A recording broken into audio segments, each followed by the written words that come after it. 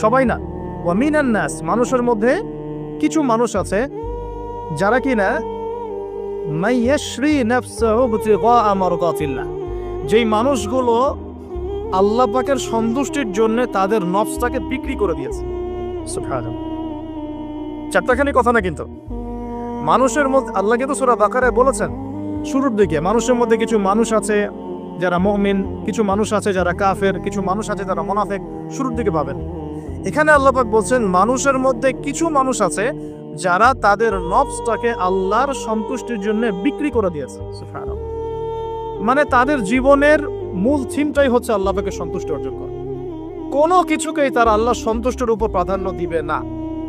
যদি কোটি টাকার অফার আসে হারাম, সে সেটা রিজেক্ট করবে, আল্লাহ নারাজ হবে।